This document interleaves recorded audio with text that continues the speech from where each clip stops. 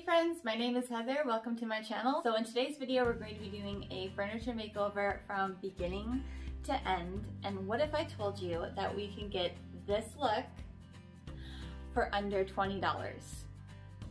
So stick around. I'm going to show you how to pinch those pennies, make that dollar stretch, and come out with a fantastic furniture makeover. Let's get going. Here's the piece we're working with. It is super dirty. It has a leather top and it's full wood. So it has a lot of potential. Let's see what we can do with it.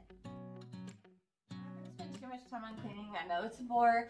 Like in all of my videos, I like to give out some tips. So I wanted to show you at least one tip with some cleaning. So in our bag of dollar store goodies, we did get the totally awesome cleaner. And I could have grabbed any sponge, you know, that would have worked, but I chose this one. The reason for that is, you know, we've all seen these. Like, you can fill this with your dish soap normally, but when you're cleaning your furniture, you fill it with your furniture solution. So, you know, whatever splishy splashy mixture that you want to whip up, and it makes it a breeze. So we all like to save time, especially when cleaning. And I'm pretty sure all of you kind of know the basics of cleaning, so I will go ahead and give this a scrub, and we'll be back for the next step. We're doing a full furniture makeover on a budget.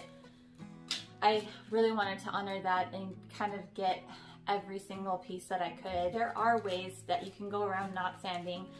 It's something that I prefer to do, but I do have a video on my channel. I'll link it above for basically no prep work. So. But here is our package of sandpaper, all for $1. So hey, I'm going to go around with the 150 and give it a scuff sand. What I'm looking for with this budget sandpaper is how long it's going to last, and if the color of the sandpaper starts coming off onto the piece. So those are just a couple of things that we want to pay attention to.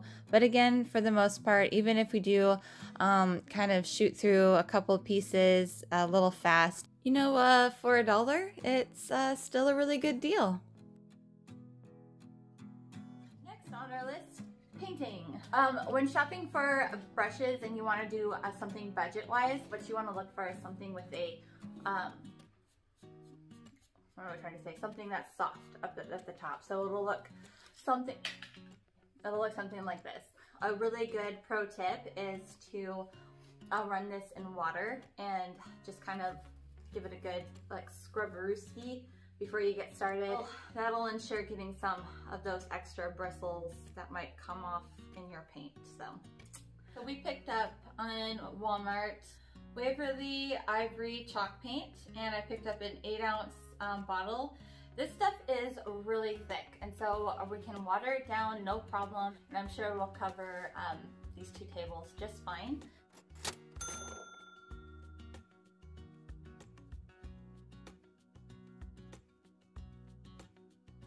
Sometimes when you have a 2-tiered table like this, the instinct is to go for the biggest surface area first. But when you do that, there can be a lot of backtracking that happens, and also you can, you know, end up hitting your arm and getting a lot of smudge marks. So a better way is to start off at the top. Doing this, it makes it easier to stay on track. You can pick a side and kind of go in sequence and have your rhythm. And we all know that when we get into a rhythm, we get it done quicker. Hey friends, don't forget, if you like furniture makeovers with learning techniques and tips along the way, subscribe.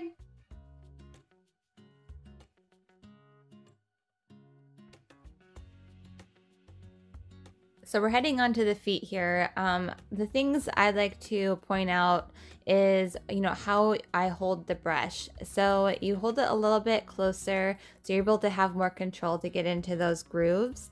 Also, you know, picking a smaller brush like this allows you to get into those grooves. So those are just a couple pointers to think about. Another one is getting underneath that trim. It also gives that a more complete look. Along with painting the drawer, I'll also be painting the hardware.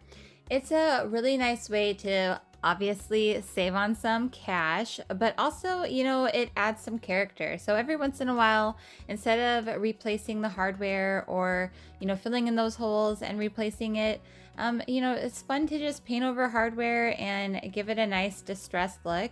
It creates a really old antique-y vibe while also honoring the originality of the piece. We have our first coat done, so I'm going to lay on the second coat now.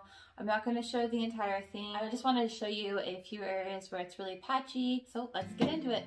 When it comes to white paint or white chalk paint, generally it takes anywhere between 2 to 3 coats. So with this Waverly chalk paint, we're seeing about average coverage. So it looks like I'll be using a second coat with a third coat touch up in some areas, and we'll be good to go.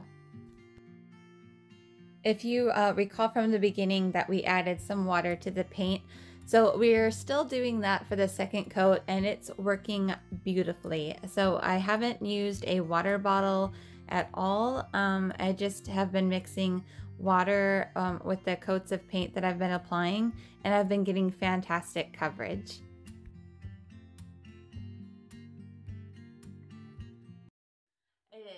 Time for some distressing. I like to go with a finer grit sandpaper. I don't like to use too heavy of a grit because then it will go straight down to the bare wood. Out of our package, I have the 400 and the 150. So that's quite the jump, but I'm going to go ahead and start with the 400 first and see how that starts taking off the paint. And if I need to step it up a little bit, then I will use a 150. When I distress pieces, I like to think about how the piece is going to be sitting in a house over time and where it naturally will get its dings and pretty much natural distress marks. So I have this bedside table, and I have a little basket underneath, and as I've been moving it in and out, it's created some distress marks along with a few other areas that have been just created naturally over time. So along with, you know, adding something for aesthetic, it's fun to actually just think about for a minute where the furniture will actually get their natural age spots in a way.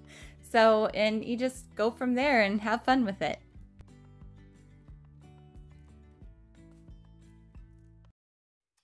All right, friends, we are on our home stretch. So everything's nice and distressed.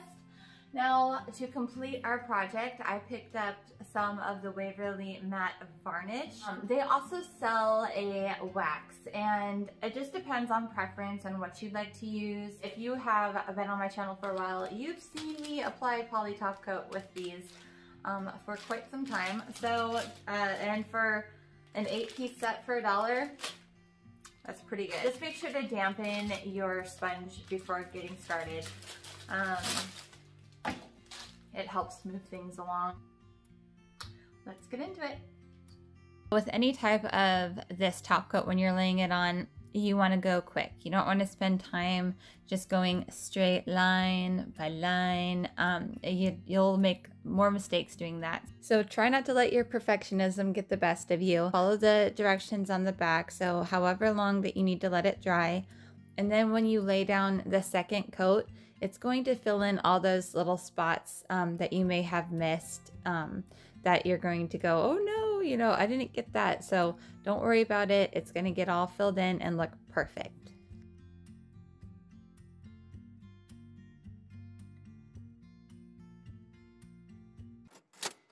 So as you can see, we have not spent all of our $20.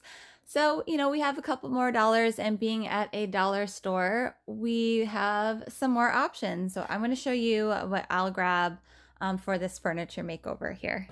The flower section at the dollar store is always just so impressive, and they really have just so many different colors and options that you can choose from. So much fun to play around with. And it's a really inexpensive staging prop. So you can grab a couple of flowers. You can either pop some of the flowers off and sprinkle them on the tabletop, or use the whole bouquet. But either way, you can grab a couple of flowers and use them for a staging prop. That's one option. The dollar store actually carries a pretty good selection of drawer liners too, a little peel and stick adhesive liners. So you can pick out your nice custom print and line the inside of your drawers for a little pop and interest. Or you can even do one of each. So you can grab some of that drawer liner and grab a single bouquet and pop some flowers off and create a whole look. So regardless of what you choose to do with that last couple of dollars, if you want to spend it at all, maybe grab a little snack, who knows, you know, getting kind of hungry after that makeover. So using dollar store products and a few products from Walmart, we did this all under $20. Cha-ching!